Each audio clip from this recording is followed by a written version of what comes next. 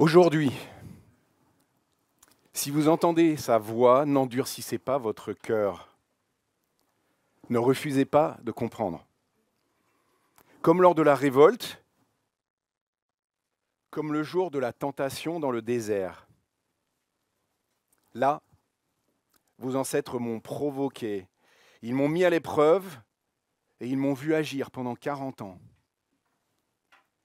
C'est pourquoi j'ai été irrité contre cette génération et j'ai dit, ils ont toujours un cœur qui s'égare. Ils n'ont pas connu mes voies. Aussi, j'ai juré dans ma colère, ils n'entreront pas dans mon repos. Faites attention, frères et sœurs, qu'aucun de vous n'ait un cœur mauvais et incrédule qui le détourne du Dieu vivant. Au contraire, encouragez-vous les uns les autres, chaque jour, aussi longtemps qu'on peut dire aujourd'hui, afin qu'aucun de vous ne s'endurcisse, trompé par le péché. En effet, nous sommes devenus les compagnons de Christ pourvu que nous retenions fermement jusqu'à la fin notre position première, aussi longtemps qu'il est dit aujourd'hui, si vous entendez sa voix, n'endurcissez pas votre cœur comme lors de la révolte. Qui s'est en effet révolté après avoir entendu ? N'est-ce pas tous ceux qui étaient sortis d'Égypte sous la conduite de Moïse ? Contre qui Dieu a-t-il été irrité pendant 40 ans ? N'est-ce pas contre ceux qui avaient péché et dont les cadavres sont tombés dans le désert ? Et à qui a-t-il juré qu'il n'entrerait pas dans son repos ? Sinon à ceux qui avaient désobéi. Ainsi, nous voyons qu'ils n'ont pas pu y entrer à cause de leur incrédulité.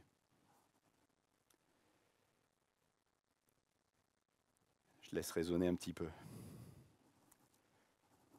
Ce texte, ce matin, en faisant référence au peuple d'Israël et à son comportement dans le désert, qu'on va aller revoir parce que la plupart d'entre nous le connaissons. Ce texte, ce matin, au travers de ce texte, notre Dieu nous amène avec pédagogie à une réflexion sur notre propre salut. Il est question de salut ce matin.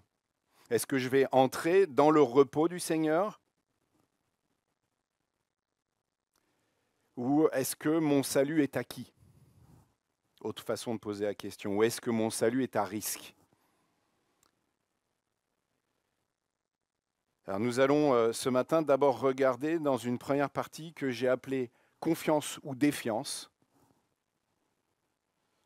Nous allons regarder ce qui est arrivé au peuple. Et le texte est clair, ce qui est arrivé au peuple est là pour nous interroger.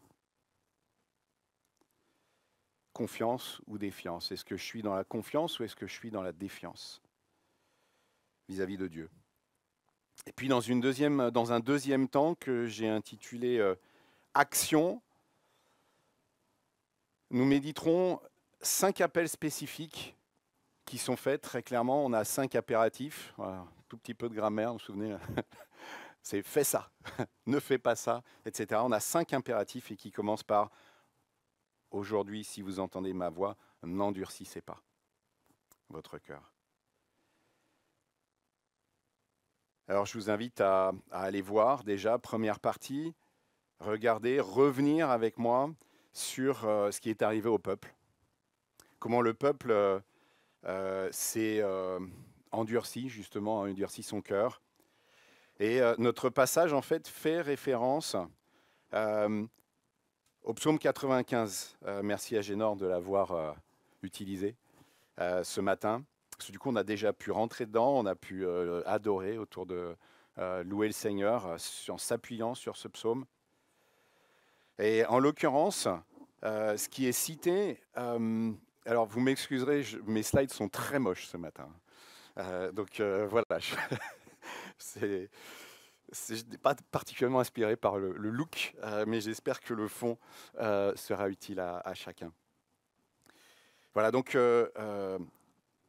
notre passage commence avec ce « c'est pourquoi ». Le « c'est pourquoi » renvoie à juste ce qui était avant. Nous sommes la maison de Dieu si nous tenons fermement dans notre foi et notre assurance. D'accord, ça, c'est ce qu'il y a juste avant. Et alors, on a ce c'est pourquoi. Comme le dit le Saint-Esprit, alors ça, j'aime beaucoup, on peut se poser la question, est-ce que la Bible est vraiment inspirée? En tout cas, là, il est clair que le psaume 95 est inspiré, puisqu'on nous dit que c'est le Saint-Esprit qui dit ces mots-là. Et on a les versets 8 à 11 du psaume 95 qui nous sont donnés ici. Et voilà, et ce psaume 95 renvoie lui-même à deux moments que le peuple a vécu. Et on reviendra en conclusion de ce message sur le fait que ce psaume 95 est un bijou de mon point de vue extrêmement simple, mais justement ce qui est simple est souvent très très efficace.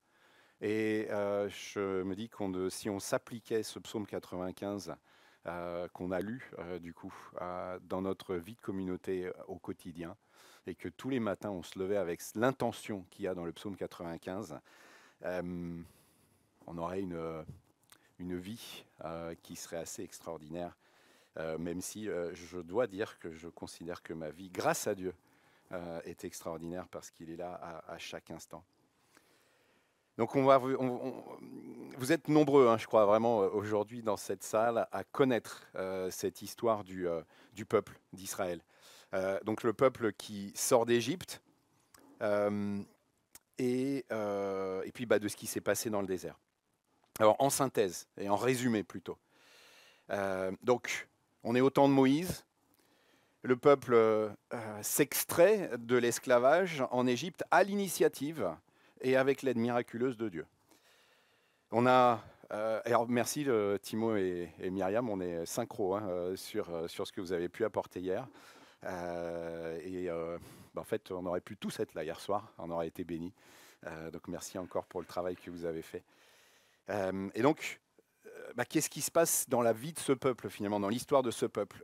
Il y a déjà les 10 plaies, les fameuses plaies qui font qu'au bout d'un moment, Pharaon, qui ne voulait pas laisser partir ce peuple, qui était bien utile, les laisse partir. Et puis, on connaît tous cette histoire, elle a été mise en film, etc., scénarisée, où on a les eaux qui s'écartent, le peuple qui peut passer, alors qu'il y avait l'armée égyptienne qui était juste derrière, le peuple qui passe et la mer qui se referme sur ce peuple. Puis, le peuple avance dans le désert, il y a l'Ikaï, il y a la manne qui est donnée chaque jour. Et là, on peut se dire quand même, le peuple, avec ce qu'il a vu, il doit pouvoir être en mesure de faire confiance. On se pose, je pense, tous cette question. On se dit au moins tous ça. Et là, dans le désert, malgré tous ces signes, encore tout frais, c'est encore tout proche, le peuple gronde et menace Moïse car il manque d'eau et ils ont peur. Et la peur va être en fait le driver, le moteur du comportement du peuple.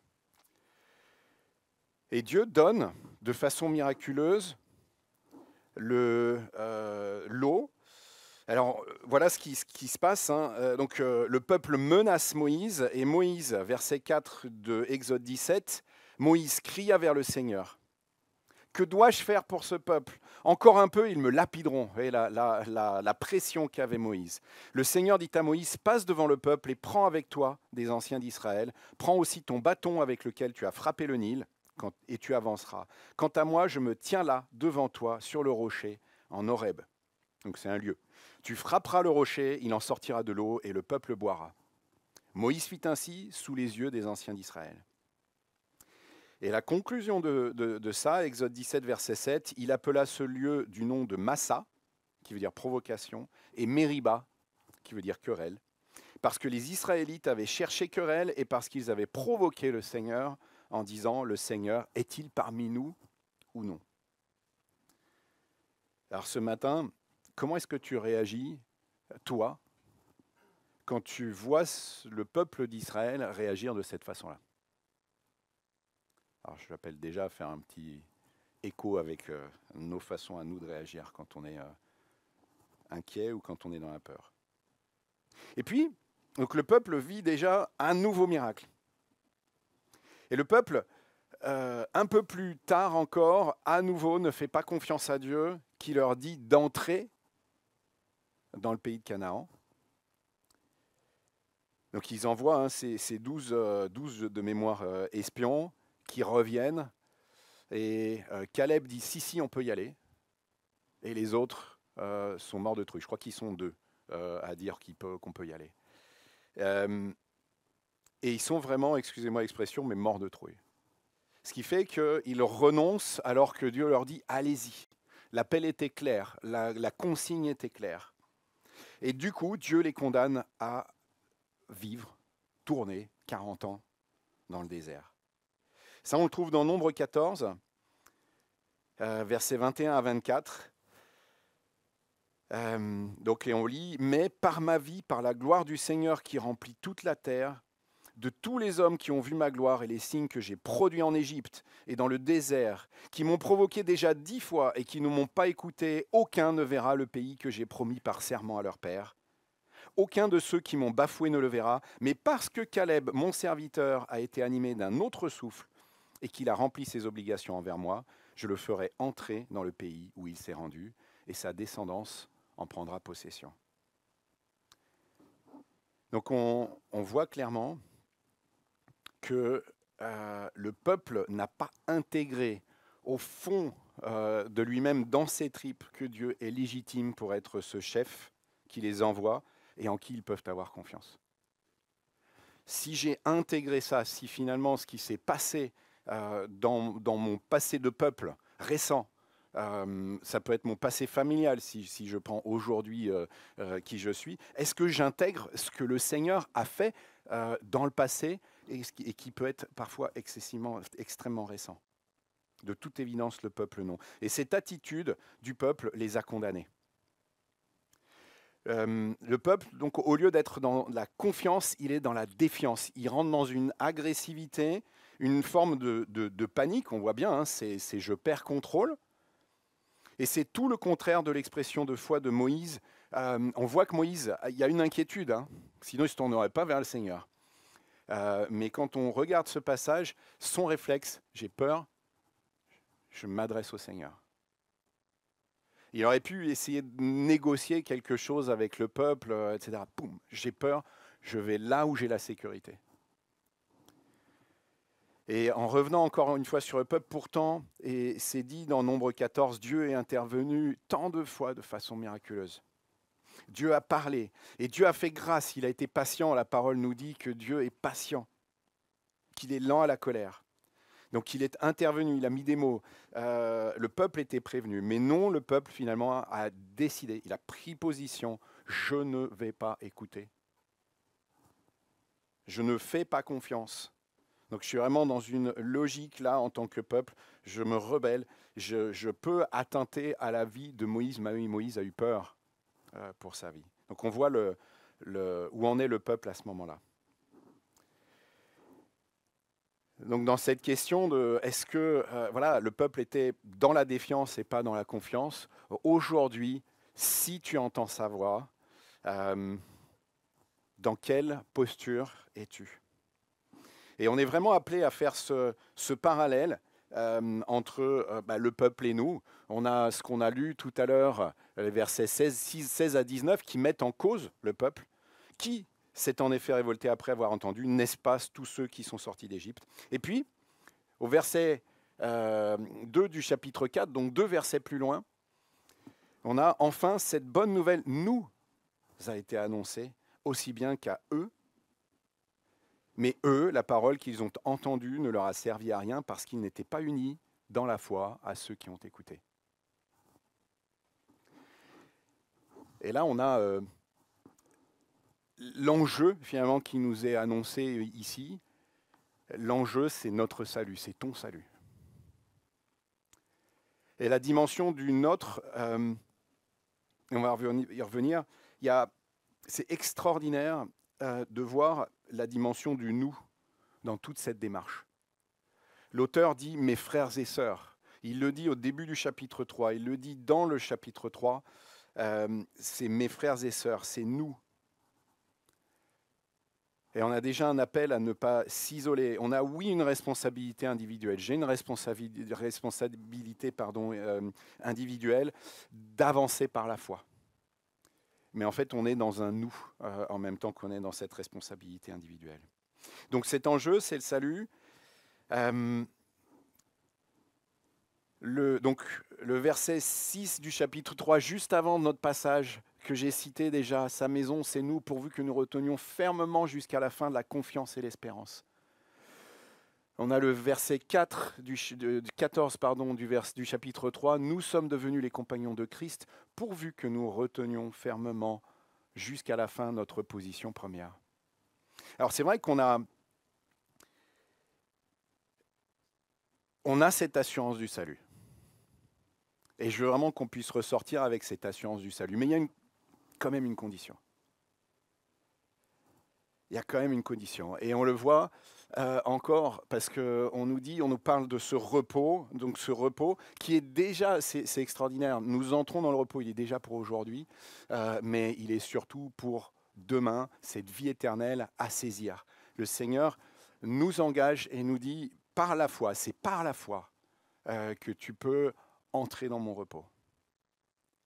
Mais il faut tenir à cette foi. Et cette foi, elle se démontre. Elle se démontre sur la façon dont j'agis, dont je réagis quand justement je suis face à la peur. Et on va y revenir à ce sentiment de peur. Et ça tombe très bien. Hier, on était avec Estelle sur notre formation à la relation d'aide et on nous a parlé des émotions, dont la peur, justement. Ça, c'est pour plus tard. Donc ce matin, Dieu s'adresse à moi, il s'adresse à toi, de façon très cash et très directe. Et il te dit, aujourd'hui, dimanche 17 novembre, ce matin, à 5 reprises, dans les quelques versets qu'on a lus, on nous dit aujourd'hui. 3 fois aujourd'hui, si vous entendez sa voix, n'endurcissez pas vos cœurs. Et on a 2 autres aujourd'hui. On a vraiment un appel pressant. Cet appel, il est urgent, à vraiment s'examiner, de dire dans quelle attitude de cœur est-ce que je suis. Est-ce que je suis dans cette attitude de foi ou est-ce que je suis dans cette attitude de rébellion qui fait qu'à un moment donné, je lâche.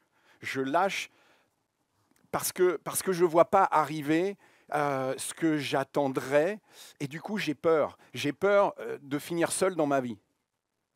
J'ai peur de perdre mon boulot. Donc, je vais aller tricher, je vais aller mentir, je vais aller travailler comme les autres font, potentiellement. Vous voyez, c'est où est-ce que j'en suis ce matin? Est-ce que je suis dans cette attitude où je cherche à être dans cette confiance avec le Seigneur? Et on y reviendra. On peut se casser la figure. Il y a des moments où on n'est pas. Mais ce qu'on voit, c'est que le Seigneur a fait grâce, fait grâce, fait grâce, fait grâce et encore fait grâce. Et à un moment donné, le Seigneur dit stop. Et on a vraiment un appel pressant. Aujourd'hui, examine-toi. Où est-ce que tu en es dans cette attitude de foi? Est-ce que tu veux faire confiance? C'est vraiment cette notion de vouloir faire confiance à Dieu. Et il y a les moments où je me rate. Mais le Seigneur fait grâce de façon extraordinaire. Par contre, quand je bascule dans cette position de dire, dans ce domaine-là, je ne fais plus confiance, je suis en danger. Alors, donc qu'est-ce que je dois faire dès aujourd'hui? Je dois faire confiance. On a donc ce contre-exemple, ce peuple qui nous montre ce qu'il ne faut pas faire. Et par opposition, l'appel que Dieu nous fait. C'est vraiment donc de mettre cette foi en lui, pas à moitié, mais pleinement et dans tous les domaines de nos vies. Et aujourd'hui, question, est-ce qu'il y a un domaine de ta vie en particulier où tu dis là, j'ai du mal à faire confiance?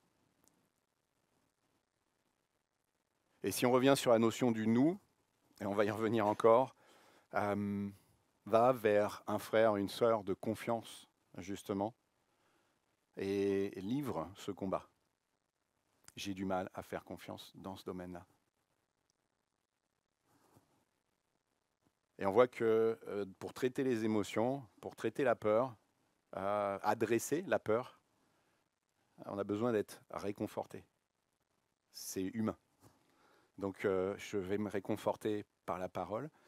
Et puis il y a cette dimension humaine qui est encore une fois ce nous, où parfois en fait pour arriver à faire confiance dans cette parole qui est écrite, j'ai besoin d'un frère, d'une sœur qui va me dire, qui va me rappeler son témoignage, qui va me ramener vers tel verset, qui va prier avec moi. Cette notion du nous, elle est tellement puissante. Voilà, donc, et on est dans, encore une fois, le salut, c'est quand même quelque chose de très simple. Hein, on dit beaucoup, c'est ce qu'on croit, que c'est la foi qui sauve. Mais la foi, croire, c'est croire vraiment. C'est décider de croire que Dieu est digne de confiance pour tous les domaines de notre vie. Alors je vous invite maintenant, on passe dans notre deuxième partie, à regarder ce qu'il faut faire, entre guillemets, vu qu'on est appelé. On a 5 impératifs. Alors je n'ai pas remis le tout premier que j'aurais pu mettre en tête. Hein, ce matin, si vous entendez sa voix, n'endurcissez pas. Qui va très bien avec donc le verset 12. Donc on a le verset chapitre 3, 12, 13, puis 4. On est dans le chapitre 4 sur la partie en bas. Et donc on commence, premier impératif, on met « N'endurcissez pas vos cœurs et faites attention ensemble ». Faites attention, frères et sœurs, qu'aucun de vous n'ait un cœur mauvais et incrédule qui le détourne du Dieu vivant. Faites attention. Donc ce matin, je ne peux que te dire en écho à ce passage, fais attention. Mais du coup, on est dans le nous, donc faisons attention. Chacun, nous avons une responsabilité individuelle d'être vigilant. Les pensées que l'on laisse agir dans notre cœur sont déterminantes. Quand je commence à gamberger, c'est là que petit à petit, potentiellement, en fait, les peurs prennent de l'ampleur. On se souvient, je pense, pour beaucoup de ce verset, Proverbe 4, verset 23, « Garde ton cœur plus que toute autre chose, car de lui viennent les sources de la vie. » Garde ton cœur. Fais attention. Contrôle. C'est au début de la pensée qu'on a de la prise sur la pensée. Quand la pensée a pris de l'ampleur, c'est beaucoup, beaucoup plus complexe. Donc, faites attention, frères et sœurs, qu'aucun de vous n'ait un cœur mauvais et incrédule qui le détourne du Dieu vivant. Et comment commencer à mettre ça en œuvre? Le psaume 95, et on y reviendra, nous y engage, mais déjà, on a lire la parole, écouter les témoignages des frères, des sœurs, des gens qui sont passés avant nous, faire confiance, apprendre à faire confiance dans les petites choses qui nous amènent à faire confiance dans les plus grandes choses. J'aime beaucoup cette image quand on dit que la foi, c'est un muscle, et que quand je l'exerce, je sais que ça fonctionne. Donc quand je l'ai exercé dans plein de petites choses, petit à petit, le Seigneur est bon avec nous parce qu'il sait ce qu'on est capable de supporter ou pas. 1 Corinthiens 10, 13. Nous ne serons pas éprouvés ou tentés au-delà de nos forces, et avec la tentation et l'épreuve, il nous donnera le moyen d'en sortir.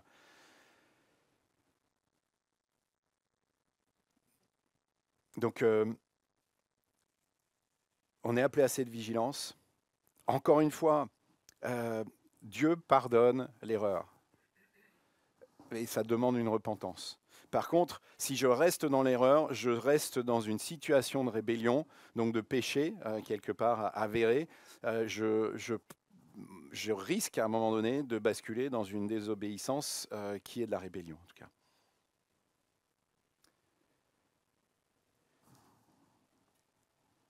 Au contraire, encouragez-vous les uns les autres chaque jour, aussi longtemps qu'on peut dire aujourd'hui, afin qu'aucun de vous ne s'endurcisse, trompé par le péché.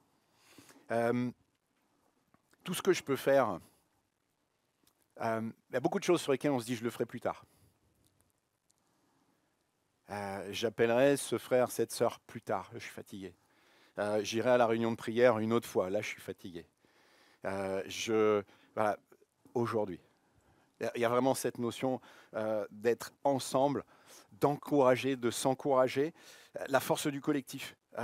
J'ai regardé un morceau de France-Nouvelle-Zélande hier soir. Le rugby, c'est extraordinaire pour regarder la force du collectif. Si je suis seul, je ne vaux rien. Donc il y a vraiment un moyen pour ne pas avoir un cœur incrédule. Encouragez-vous les uns les autres, chaque jour.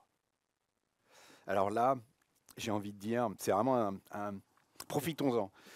C'est vrai que on est dans un contexte qui est différent de celui probablement de la communauté à laquelle s'adresse en premier lieu cette épître.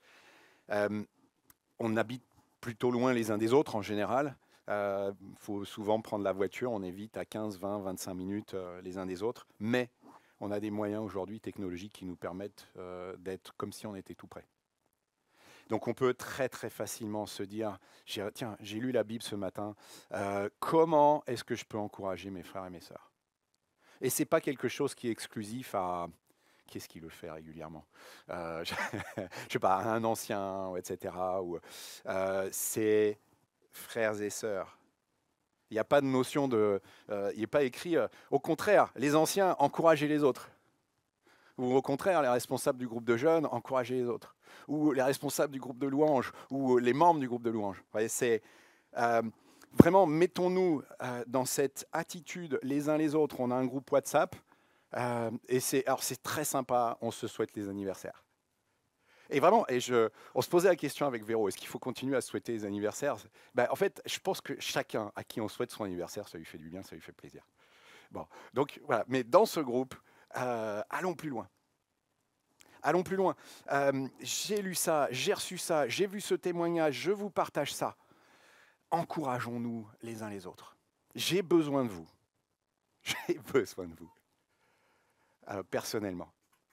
Et ce que je disais hier à Timo et Timothée, au groupe de jeunes, rien que de les voir, ils sont tous les deux en prépa, et je leur disais, rien que de vous voir, je suis encouragé.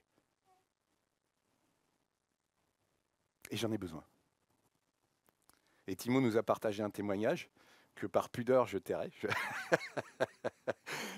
Si tu as envie de le partager ailleurs que dans le groupe de jeunes, tu seras libre. Mais je lui disais, mais sincèrement, ton témoignage, il me fait du bien, il m'encourage. J'ai 51 ans, je connais le Seigneur depuis que je suis môme. Et j'ai besoin d'entendre aussi ce que Dieu fait dans les vies de chacun, quel que soit le niveau de maturité spirituelle et d'âge. Et l'âge ne va pas forcément avec la maturité spirituelle.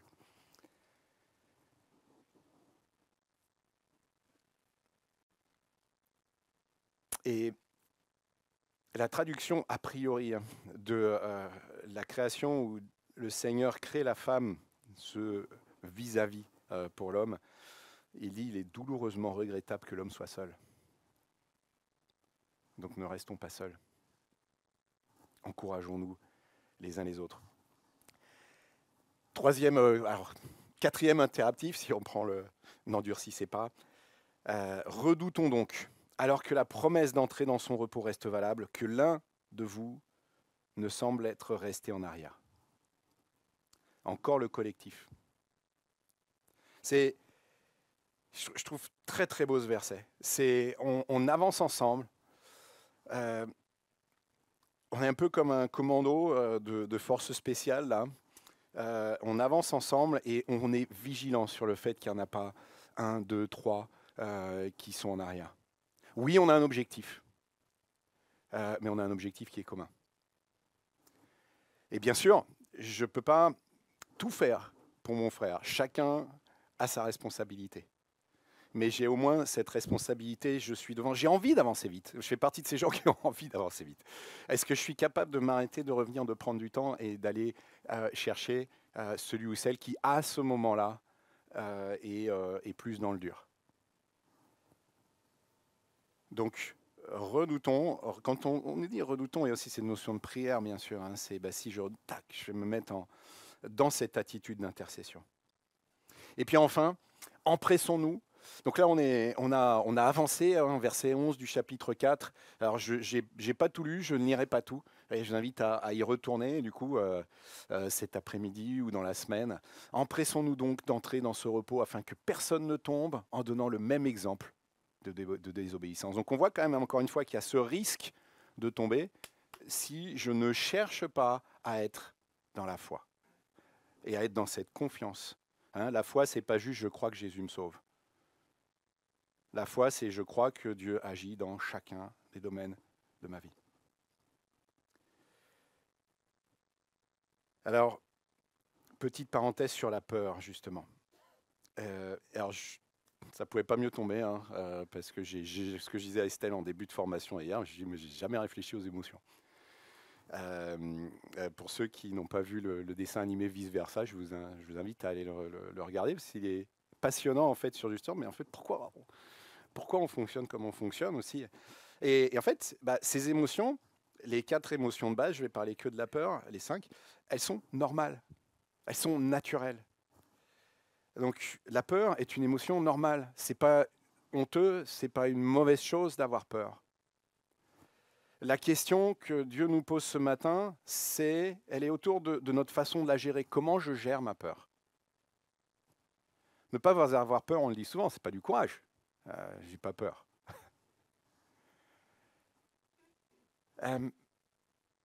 Et encore une fois, la réponse à l'émotion de peur, en général, c'est j'ai besoin d'être rassuré. Alors comment est-ce que je fais pour me rassurer? Comment est-ce que je vais gérer cette émotion qui est normale? C'est ce que Dieu, en premier lieu, fait au travers de sa parole, ces clés qu'il nous donne. Et là où justement, il nous dit, ne reste pas seul, encouragez-vous, etc., etc. Toutes ces promesses qu'on trouve dans sa parole, tous ces témoignages qu'on voit de vie dans la parole et dans la vie. Encore une fois, je me répète, mais je pense que parfois il est bon de se répéter. Et alors, merci encore une fois Timo et Myriam pour hier, parce que vous m'avez rappelé un morceau de l'histoire de Gédéon que je n'avais pas en tête.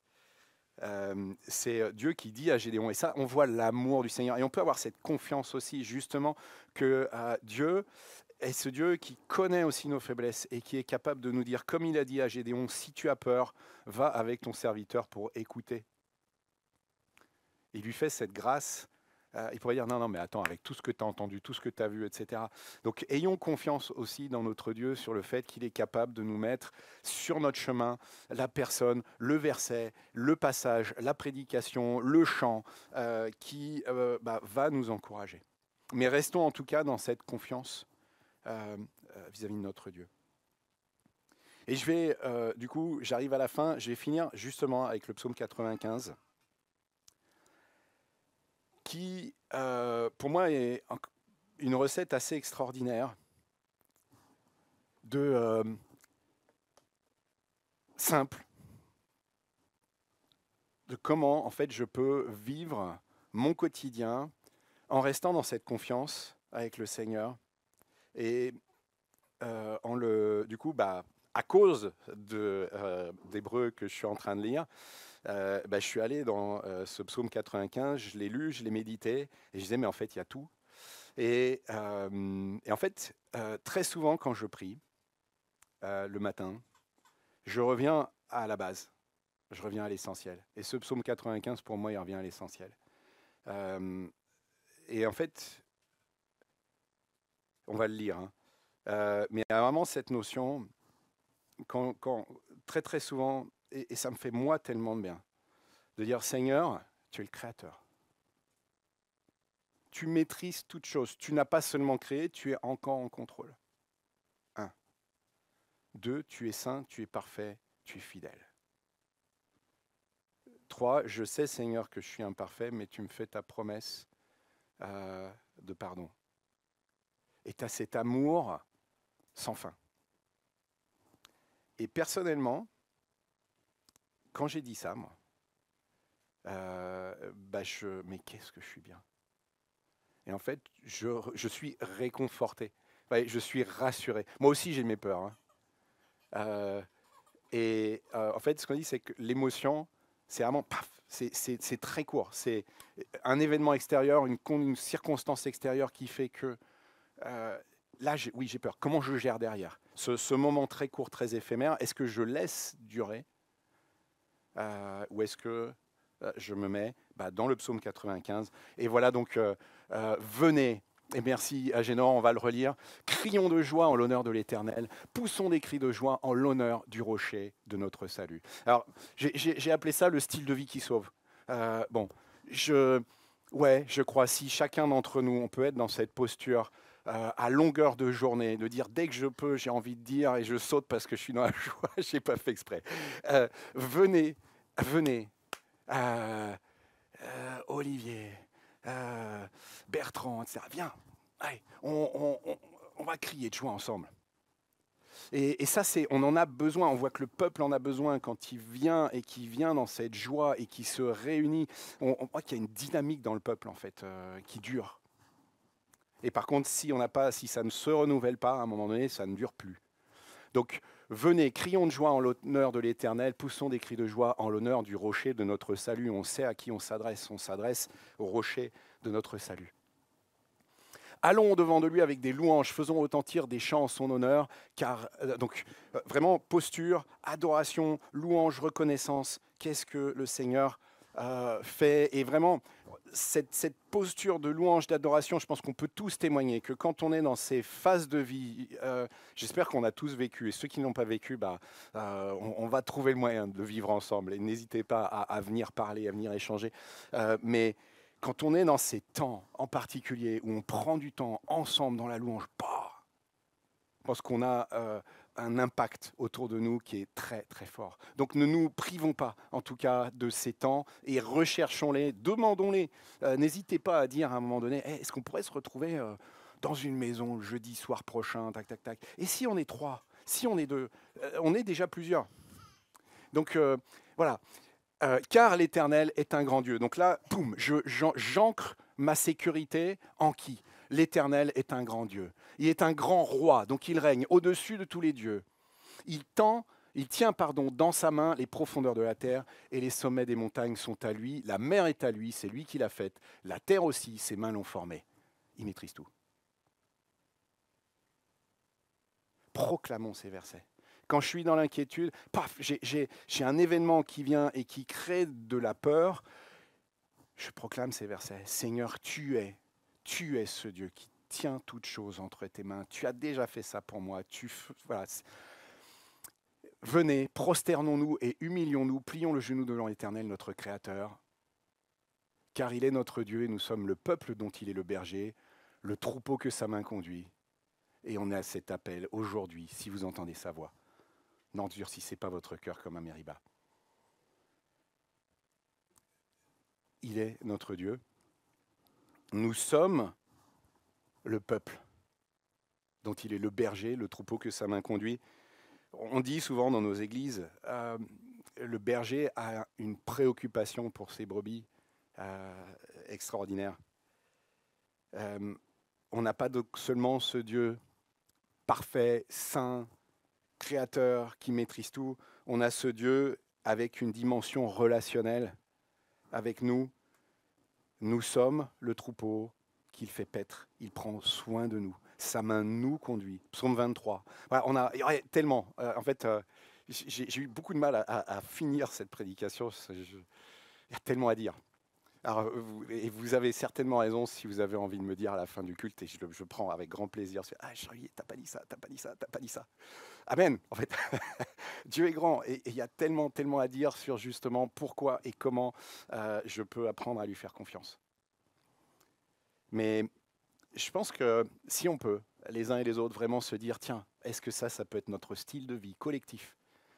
Allez, au moins jusqu'à la fin de l'année 2024. On prend pour un mois et demi de style de vie collectif comme ça.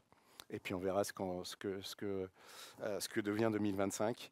Mais je suis convaincu que quand on est dans ces dynamiques, justement, j'ancre ma confiance dans le Seigneur, je rappelle, entre guillemets, ce qu'il a dit, ce qu'il a fait, ce qu'il fera, ma vie change du tout au tout.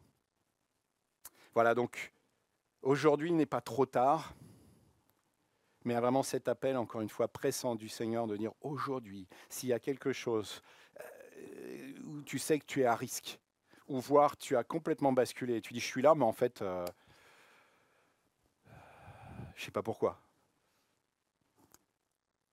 Aujourd'hui, le Seigneur te dit, c'est le jour. Alors je m'adresse aussi à nos jeunes qui n'auraient pas forcément encore fait ce pas.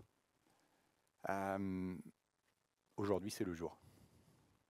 Et si tu as cette conviction, tu dis oui, moi je ne veux pas vivre dans la peur. Et j'ai compris au travers de ce qu'on me dit que je peux ne pas vivre dans la peur et je peux être dans cette paix et déjà entrer dans le repos du Seigneur dès aujourd'hui. Je peux vous garantir quel privilège. Oui, encore une fois, il y a des moments où il y a ces pics de peur, mais qu'est-ce qu'il est bon de pouvoir se retrouver dans cette confiance que le Seigneur donne.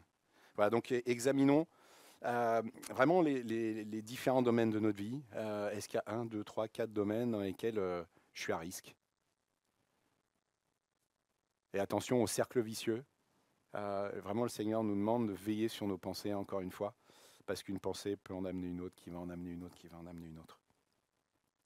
J'invite à prier. Et Seigneur mon Dieu, je te demande vraiment de nous montrer à chacun d'entre nous, Seigneur, et j'en fais partie moi aussi, les domaines, Seigneur, où je ne te fais pas confiance ou pas assez confiance.